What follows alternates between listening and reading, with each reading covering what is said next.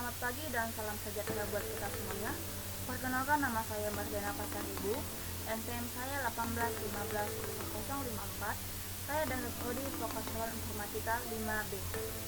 Baiklah, di sini saya akan mengerjakan tugas dari dosen pengampu saya, yakni Ibu Erwawita, SPD Mkom, yakni jadwal ataupun studi sistem pendukung keputusan ataupun SPK. Di dalam tugas kami ataupun tugas saya terdapat 4 soal.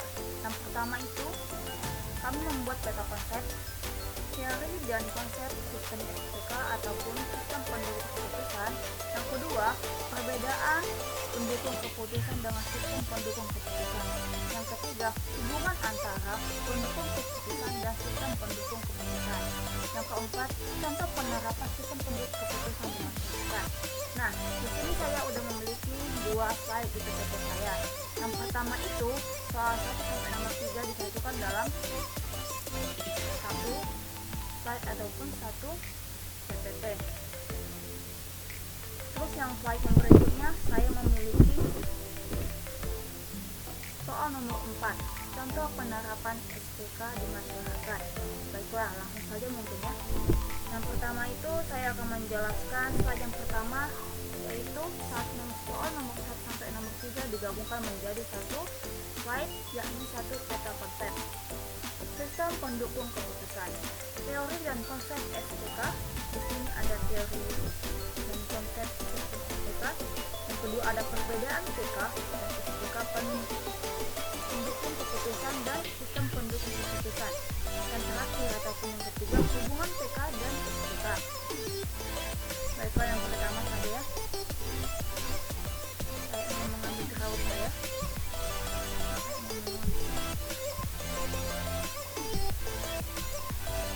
Nah, di dalam teori dan konsep SPK ada pengertian, ada teori SPK, ada tujuan SPK, ada manfaat. Teori dan konsep SPK ada 4 unit yang saya akan jelaskan. Yang pertama itu pengertian. Yang kedua teori SPK. Di dalam teori SPK ada 2 ahli ataupun tokoh yang menjelaskan mengenai teori SPK. Yang pertama itu ada Herbert S. Simon. Yang kedua G.A. Gorse and Michael S. Di dalam Herbert S. Simon terdapat 4 keputusan. Terdapat 4 keputusan yang dicantumnya ataupun yang diandutnya. Yang pertama itu 1, kegiatan intelijen. Yang kedua, kegiatan merancang. Yang ketiga, kegiatan memilih. Yang keempat, kegiatan menelaah. Dan Herbert S. Simon juga memiliki konsep bagaimana mencapai sistem informasi. Yang pertama itu ada konsep terstruktur. Yang kedua, konsep tak terstruktur. Yang ketiga ada konsep semi terstruktur. Dan saya akan menjelaskan tahap keputusan SPK dan konsep sistem informasi yang diatur oleh Herbert S. Simon nanti.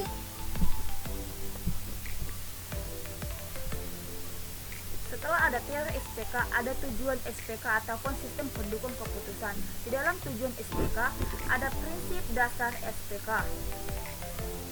Nah, prinsip dasar SPK ini ada struktur masalah,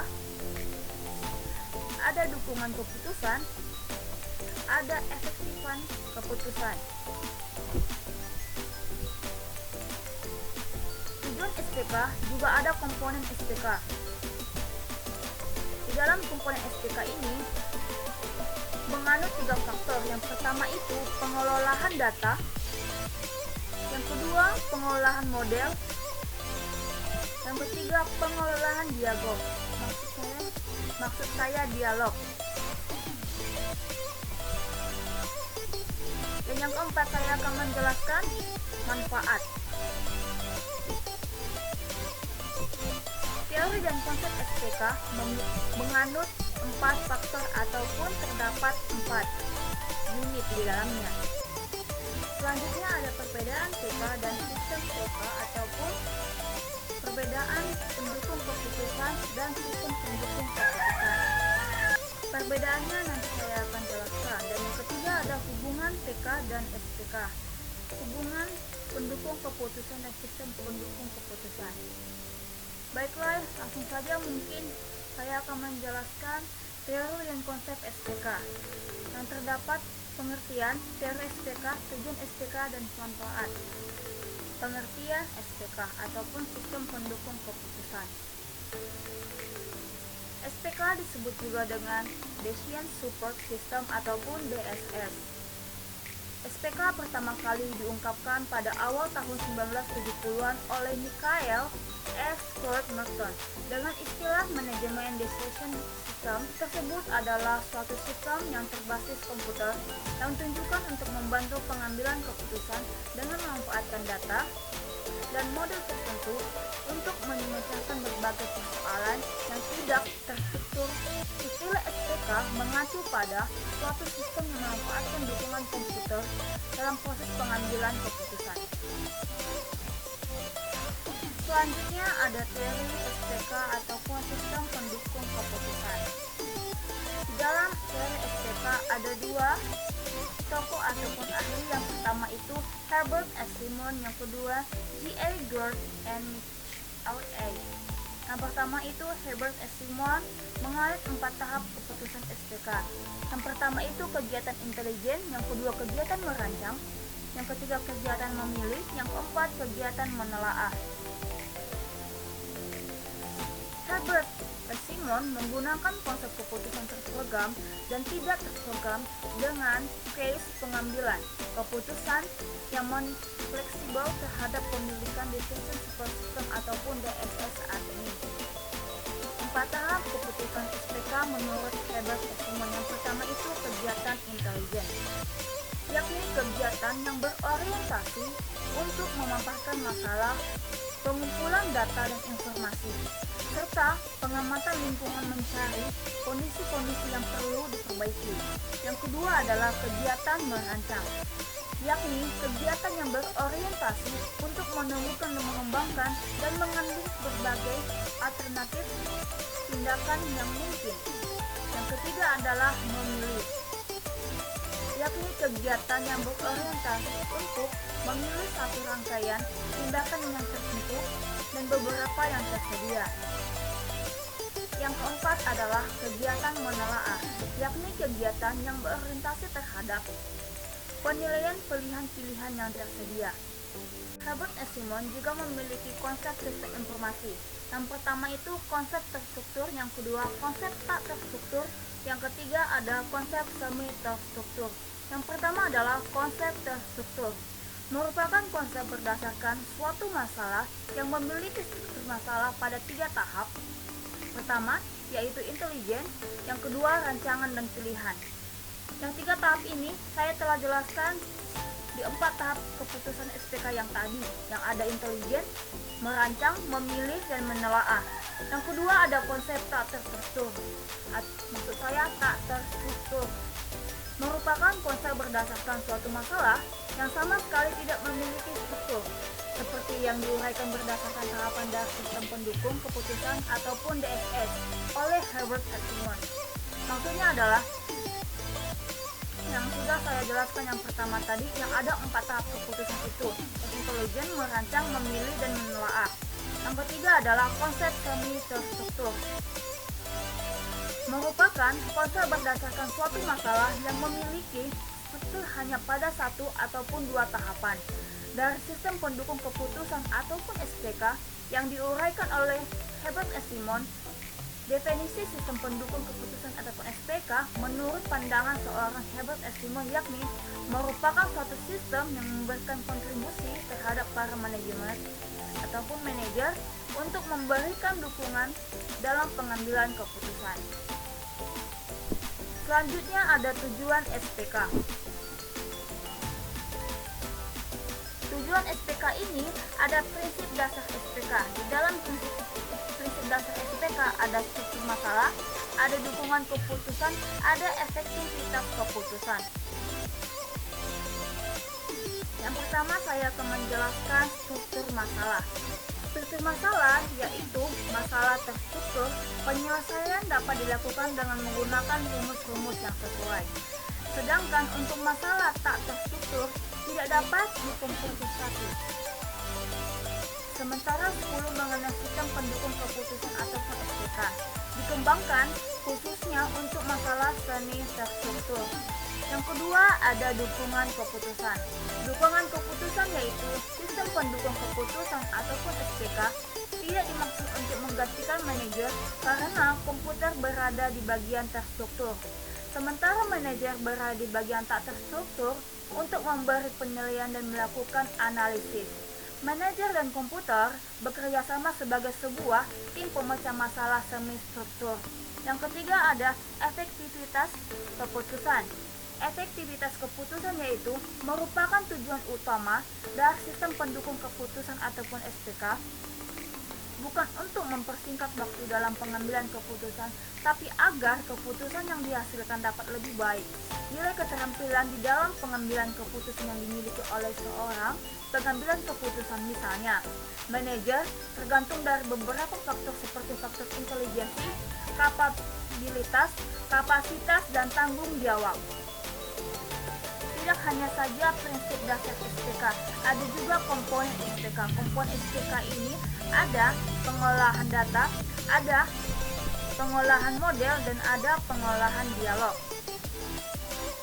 Yang pertama itu ada pengolahan data.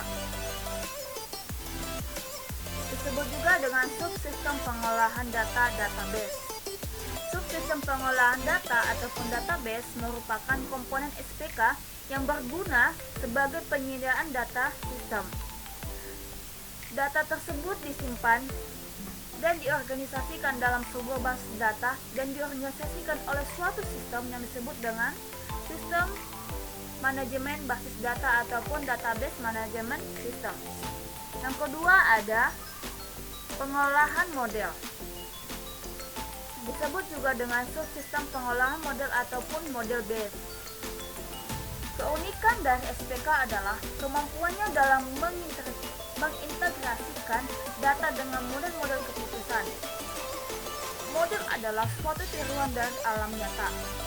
Kendala yang sering dihadapi dalam merancang suatu model adalah bahwa model yang dirancang tidak mampu mencerminkan seluruh variabel alamnya, sehingga keputusan yang diambil tidak sesuai dengan keputusan. Oleh karena itu, dalam menyimpan berbagai model harus diperhatikan dan harus dijaga fleksibilitasnya. Hal lain yang perlu diperhatikan adalah pada setiap model yang disimpan hendaknya ditambahkan rincian keterangan dan menjelaskan dan komprehensi mengenai model yang dibuat. Yang terakhir ataupun yang ketiga ada pengolahan dialog. Disebut juga dengan user interface. Subsistem pengolahan dialog adalah adanya fasilitas yang mampu mengintegrasikan sistem yang terpasang dengan penggunaan secara interaktif yang dikenal dengan subsistem dialog. Melalui subsistem dialog, sistem diimplementasi sehingga pengguna dapat berkomunikasi dengan sistem yang dibuat. Yang terakhir, dari teori dan konsep SPK ada manfaat. Manfaat sistem pendukung keputusan ataupun SPK. Sistem pendukung keputusan dapat memberikan berbagai manfaat dan keuntungan. Ada 4 keuntungan.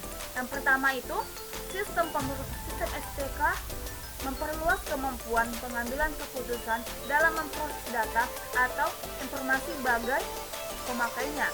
Yang kedua, manfaat SPK adalah membantu pengambilan keputusan untuk memecahkan masalah, terutama berbagai masalah yang sangat kompleks dan tidak terstruktur. Manfaat ketiga adalah SPK dapat menghasilkan solusi dengan lebih cepat serta hasilnya dapat diandalkan. Yang keempat ataupun yang terakhir adalah walaupun suatu SPK ataupun sistem pendukung keputusan mungkin saja tidak mampu memecahkan masalah yang dihadapi oleh pengambil keputusan. Namun, di dalam mencapai situasi stimulan, pengambilan keputusan memahami persoalan karena mampu menyajikan beberapa alternatif pemecahan masalah.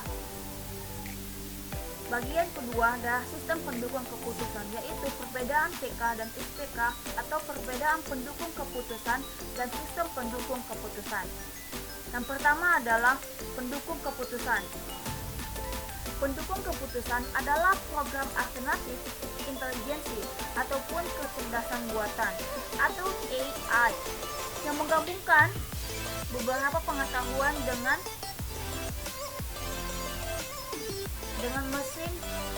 mesin inferensi. Menggabungkan beberapa inferensi adalah PK ataupun pendukung keputusan dapat memecahkan berbagai persoalan yang dihadapinya. Sistem pendukung keputusan ataupun pendukung keputusan dapat mendesain dengan benar di sejumlah komputer yang saling bekerja sama untuk membentuk suatu kesatuan integrasi. Akan dapat digunakan oleh awam untuk membantu memecahkan masalah tertentu, dan bagi seorang ahli sistem pendukung keputusan membantu memecahkan masalah tertentu, dan bagi seorang ahli dijadikan sebagai alat untuk menunjang aktivitasnya itu sebagai asisten yang berpengalaman. Pendukung keputusan berusaha menduplikasi fungsi seorang keputusan ataupun pendukung keputusan dalam satu bidang keahlian tertentu. Program ini bertindak sebagai konsultan yang cerdas ataupun penasehat dalam suatu lingkungan keahlian tertentu sebagai hasil himpunan pengetahuan yang telah dikumpulkan, dan beberapa orang yang memiliki pengetahuan pendukung. Dengan demikian, seorang awam sekalipun bisa menggunakan sistem yang disebut dengan pendukung keputusan untuk memecahkan berbagai persoalan ataupun masalah yang dihadapi. Yang kedua adalah sistem pendukung keputusan. Merupakan sistem berbasis komputer yang dirancang untuk mempertinggi efektivitas pengambilan keputusan dari berbagai masalah tertentu. Maksudnya adalah hal yang perlu ditekankan di sini adalah bahwa keberadaan sistem pendukung keputusan bukan untuk menggantikan tugas-tugas manajer, tetapi untuk sarana penunjang. Bagi mereka, sistem pendukung keputusan sebenarnya merupakan implementasi teori-teori pengambilan keputusan yang telah diperkenalkan oleh ilmu-ilmu seperti operator search ataupun pencarian dan manajemen search. Hanya untuk bedanya adalah bahwa jika dahulu untuk mencari penyelesaian masalah yang dihadapi harus dilakukan dengan perhitungan literasi secara manual, atau biasanya untuk mencari nilai minimum, maksimum, atau optimum. Saat ini, komputer ataupun PC telah menawarkan kemampuannya untuk menyelesaikan persoalan yang sama dalam waktu relatif singkat. Sistem pendukung keputusan merupakan progresi alamiah dan sistem pelaporan informasi, sistem pemrosesan transaksi, sistem pendukung keputusan bersifat interaktif, sistem informasi yang berbasis komputer yang menggunakan model keputusan dan secara khusus menggunakan database untuk membentuk proses pengambilan keputusan yang bagi manajer dan penggunaan akses informasi dihasilkan dalam bentuk laporan penolakan dan tulis, dan dapat output model melatihkan ataupun terdapat matematika dan sistem dalam SPK ataupun sistem pendukung keputusan. Bagian ketiga, dalam sistem pendukung keputusan ada hubungan PK dan SPK atau hubungan pendukung keputusan dan sistem pendukung keputusan. Di sini saya telah menerangkan pengambilan keputusan merupakan proses pemilihan alternatif tindakan untuk mencapai tujuan atau sasaran tertentu. Maksudnya adalah pengambilan keputusan dilakukan dengan pendekatan sistematis terhadap permasalahan melalui proses pengumpulan data menjadi informasi serta ditambahkan dengan faktor-faktor yang dipertimbangkan dalam pengambilan keputusan tersebut ataupun untuk mengambil keputusan yang ada dalam masalah tersebut. Dan di sini saya sudah buatkan tahap-tahap pengambilan keputusan PK dan SPK. ataupun hubungannya yang ada. Nah, hubungan antara pendukung keputusan dan sistem pendukung keputusan bisa dilihat dari 4 tahap berikut. Yang pertama ini tahap pemahaman atau intelligence phase. Yang kedua ada tahap perancangan atau design phase. Yang keempat itu, yang ketiga ada tahap pemilihan atau choice phase. Yang keempat ada tahap implementasi atau implementation phase. Yang pertama tahap pemecahan atau intelligence phase. Tahap ini merupakan proses penelusuran pendeteksian dari lingkup problematika serta proses pengenalan masalah. Data masuk diperoleh, diproses, dan diuji dalam rangka mengidentifikasi masalah. Yang kedua ada tahap pemecahan atau design phase. Tahap ini merupakan proses pengembangan dan pencarian alternatif tindakan atau solusi yang dapat diambil. Tersebut merupakan representasi kejadian nyata yang disederhanakan, sehingga diperlukan proses validasi dan verifikasi untuk mengetahui kekuatan model dalam meneliti masalah yang ada. Yang ketiga ada tahap pemilihan atau choice phase. Tahap ini dilakukan pemilihan terhadap di antara berbagai alternatif solusi yang dimunculkan pada tahap perencanaan dengan memperhatikan kriteria-kriteria berdasarkan tujuan yang akan dicapai. Yang keempat ada tahap implementasi ataupun implementation phase, yang artinya adalah tahap ini dilakukan penerapan terhadap rancangan sistem yang telah dibuat pada tahap perancangan serta pelaksanaan alternatif dan tindakan yang telah dipilih pada tahap pemilihan. Baiklah, saya telah menjelaskan slide pertama ataupun PPT saya yang pertama mengenai sistem pendukung keputusan, yaitu dari soal 1 sampai nomor 3 digabung menjadi satu konsep. Yang ketiga untuk slide berikutnya ataupun slide kedua ada contoh SPK di dalam masyarakat. Slide kedua ada contoh penerapan SPK di dalam masyarakat. Contohnya saya ambil dari pendataan penduduk keluarga miskin. Judul saya adalah SPK penentuan bantuan bagi keluarga miskin pada Desa Hutabalang, Padang Sidimpuan. Konsepnya seperti ini. SPK penentuan bantuan bagi keluarga miskin pada Desa Hutabalang, Padang Sidimpuan menentukan pengambilan keputusan untuk memilih penduduk yang layak mendapatkan bantuan dengan SPK ini. Kriteria atau variabel menjadi pacuannya, dan setiap variabel tersebut harus sesuai dengan persyaratan yang sesuai dengan sebenarnya. Dengan demikian, penentuan bantuan penduduk akan tetap sasaran berdasarkan kondisi penduduk atau masyarakat.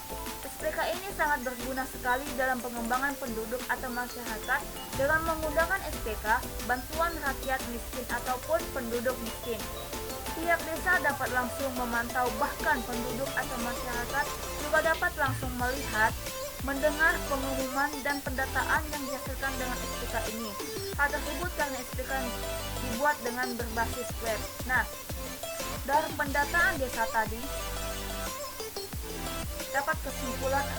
mendapat kesimpulan jika penduduk atau masyarakat memiliki syarat yang diambil ataupun yang dibuat oleh desa, maka masyarakat ataupun penduduk miskin tadi mendapatkan bantuan. Jika tidak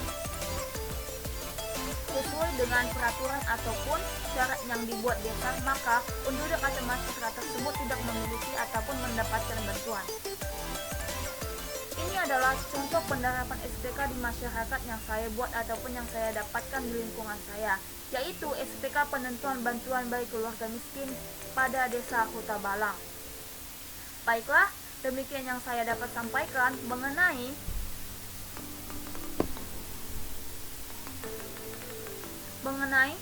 sistem pendukung keputusan, konsep teori dan konsep SPK, perbedaan PK dan SPK, hubungan PK dan SPK, dan contoh penerapan di masyarakat. Jika ada salah kata ataupun salah ucapan, saya minta maaf dan kepada Tuhan saya mohon ampun. Selamat pagi dan terima kasih.